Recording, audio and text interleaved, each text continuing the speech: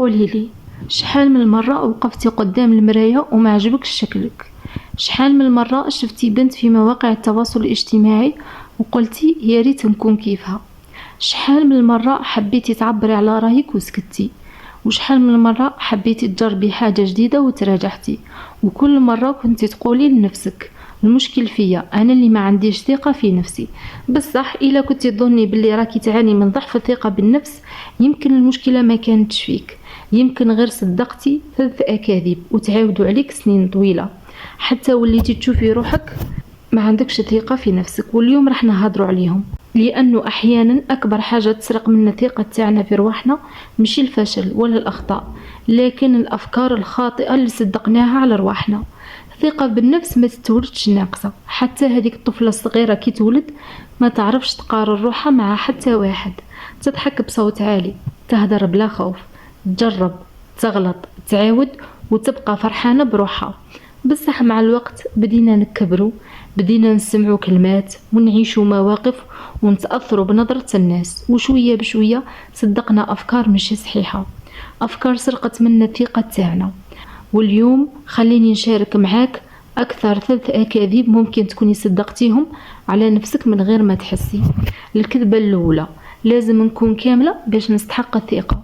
كاين بنات يظنوا باللي كي يضعفوا شوية راح تزيد الثقة تاعهم في رواحهم، كي يتحصلوا على خدمة راح يولوا يثيقوا في نفسهم، كي يلقاو الحب راح يولوا يثيقوا في نفسهم، كي يولوا أجمل، كي يربحوا أكثر، كي يحققوا هدف معين.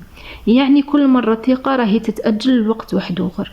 يمكن بنت تقول كي ننقص 10 كيلو نبقى نحب روحي، ومن بعد تنقصهم تلقى روحها رايحة تدور على عيب جديد. ويمكن واحدة تقول كي نتزوج نولي واثقة في نفسي، وبعد الزواج تبقى تحس بالنقص، لأنه المشكلة ما كانتش في الوزن ولا في الخدمة ولا حتى في العلاقة، المشكلة هنا كانت في الطريقة اللي تشوفي بها روحك. المؤلم انه الوقت اللي نستناوه باش نبداو نثيقوا في نفوسنا غالبا هذاك الوقت ما هوش رايح يجي، لانه كل ما رايحين نوصلوا لهدف معين راح يخرج لنا هدف جديد.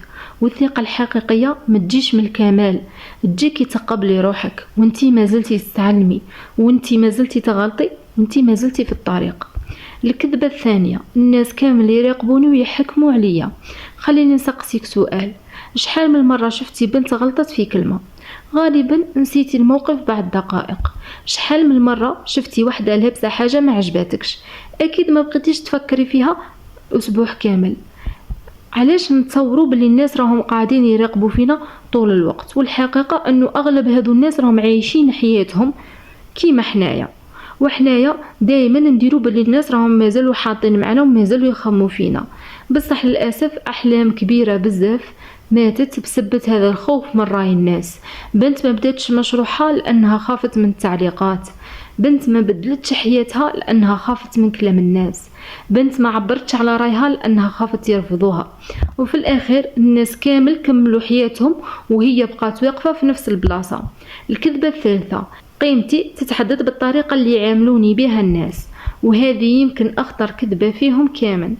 كاين بنات عاشوا سنين وهما يربطوا قيمتهم بكلام الناس، إذا مدحوهم يحسوا رواحهم أنه هما صح يستاهلوا، وإلا تجاهلوهم يحسوا رواحهم أنه هما ما يسواوش. إذا شخص حبهم يحسوا باللي عندهم هذيك القيمة، وإذا شخص راح يحسوا باللي ضاعت قيمتهم. وربما كلمة واحدة فقط سمعتيها وانت صغيرة بقات معاك سنين وانت كبيرة، انت مشي شابة، انت فاشلة، اختك خير منك، انت حساسة بزاف. المشكل مشي غير في الجملة، المشكل ان مرات نحولوا هذو الآراء تاع الناس الحقيقة على رواحنا. بصح الحقيقة قيمتك ما يحددها حتى شخص، ولا علاقة، ولا إعجاب، ولا عدد متابعين، ولا اهتمام شخص معين. قيمتك راهي موجودة حتى كي ما يشوفك حتى واحد. المشكل تاعنا أحيانا نعطيو للناس الحق يحكموا على قيمتنا أكثر من اللي نعطيوه لرواحنا. إذا كنت تسمعي فيا ذوكا، يمكن ما كاش واحد قالك من مدة باللي راكي قاعدة ديري في مجهود كبير غير باش تباني باللي راكي مليحة، وربما راكي عييتي من هذه المقارنات، عييتي من إرضاء الناس، عييتي من انتظار شخص يعطيك الشعور اللي لازم انتي تعطيه لنفسك. بصح سمعيني مليح، انتي ما كاش مطالبة باه تكوني مثالية. باش تستحقي تحبي نفسك، ومش شي مطالبة تثبتي روحك لحتى شخص باش تستحقي هذاك الاحترام، وما كيش مطالبة باش تنجحي من أول مرة باش تستحقي فرصة جديدة. حتى لو كان فشلتي 100 مرة مازال عندك الحق تبداي من جديد. إذا صدقتي هذه الأكاذيب سنين طويلة ما تقعديش تلومي في روحك، لأنه أغلبنا تربى وهو قاعد يسمح فيهم بطريقة ولا أخرى. المهم اليوم بديت تشوفي الحقيقة باللي انتيا قوية بزاف مما راكي قاعدة تشوفي في روحك، وراكي قريبة بزاف للهدف تاعك مما راكي تتخيلي، وراكي قادر على التغيير أكثر مما راكي دايرة في نفسك.